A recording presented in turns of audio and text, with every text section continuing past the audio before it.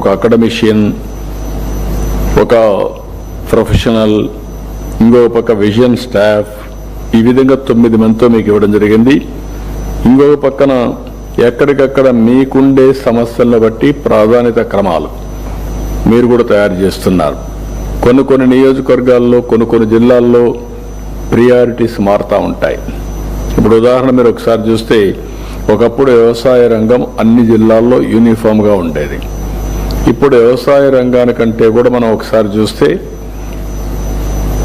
Dairy, లేకపోతే horticulture, aquaculture, ఇవి ఎక్కువ డామినేట్ చేసే పరిస్థితికి వచ్చాయి.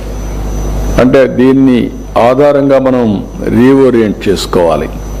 కొన్ని జిల్లాల్లో డైరీ బాగా ఉంది, కొన్ని జిల్లాల్లో హార్టికల్చర్ చాలా బాగుంది, కొన్ని జిల్లాల్లో మీరు చూస్తే అక్వాకల్చర్ ఎక్కువ ఉండే అవకాశం ఉంది.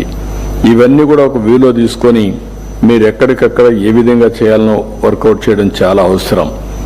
అన్ని జిల్లాల్లో యూనిఫామ్గా డెవలప్మెంట్ చేయడం కోసం పరిశ్రమల మీద ఎక్కువ శ్రద్ధ పెడుతున్నాం. కొన్ని ప్రాంతాల్లో అక్కడ ఉండే ప్రత్యేకమైన పరిస్థితుల్లో మెగా ఇండస్ట్రీస్ వచ్చే అవకాశం ఉంది. అదే సమయంలో ప్రతి ఒక్క నియోజకవర్గానికి ఒక ఇండస్ట్రియల్ పార్క్ ఒకటి పెట్టేదానికి మనం ముందుకు పోయాం. చాలా వరకు స్టార్ట్ చేశాం. తొందరలోనే 3 నెలల్లో లేకపోతే 6 మంత్స్లో అన్ని నియోజకవర్గాల్లో 175 ఇండస్ట్రియల్ పార్క్స్ని, ఎంఎస్ఎంఈ పార్కుల్ని ఏర్పాటు చేస్తాం. ఇంకొక పక్కన ఈ మంత్లోనే ఏదైతే రతన్ టాటా ఇన్నోవేషన్ హబ్ అమరావతిలో, అదే మరి స్పోక్ మోడల్లో విశాఖపట్నం, రాజమండ్రి, విజయవాడ, తిరుపతి, అనంతపూర్ కూడా ప్రారంభిస్తాం. ఇవన్నీ వస్తాయి. ఇది అయిన తర్వాత సర్వీస్ అనేది, సేవా రంగం ఇది బిగ్గెస్ట్. ఈరోజు తెలంగాణలో 67% సర్వీస్ సెక్టర్ ఉంది, మన దగ్గర 46% ఉంది. దీనివల్ల లాభాలు ఏంటని మీరు ఆలోచించినప్పుడు, ఎక్కడైతే సర్వీస్ సెక్టర్ ఎక్కువ ఉంటే ప్రభుత్వానికి ఆదాయం ఎక్కువ వస్తుంది. తెలంగాణ ఆదాయం జిఎస్టిపిలో 9.3% జిఎస్టి వస్తుంది.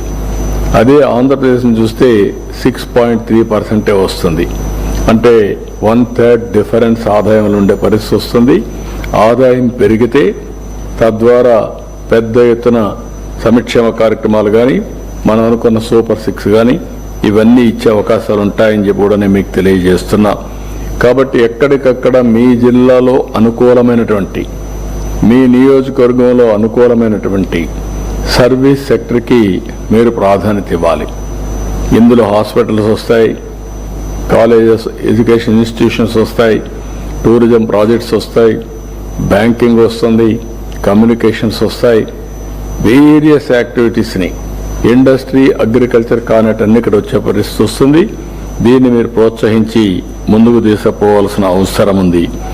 అయితే ఇక్కడికి వచ్చినప్పుడు ఇలాంటి ఒక విజన్ మీరు తయారు చేసినప్పుడు, ఇవి మళ్ళీ లాస్ట్ మైల్లో సెక్రటరియట్ పోయినప్పుడు ప్రియారిటీస్ మారుతూ ఉంటాయి. అంటే రాష్ట్ర స్థాయిలో ప్రియారిటీస్ ఒక విధంగా ఉంటాయి, అక్కడి జిల్లా లెవెల్లో ప్రియారిటీస్ అక్కడ ఉండే పరిస్థితులకు ఆధారంగా మారుతూ ఉంటాయి. అదే మరి నియోజకవర్గానికి పోయే కొందికి ప్రియారిటీస్ దాన్ని బేస్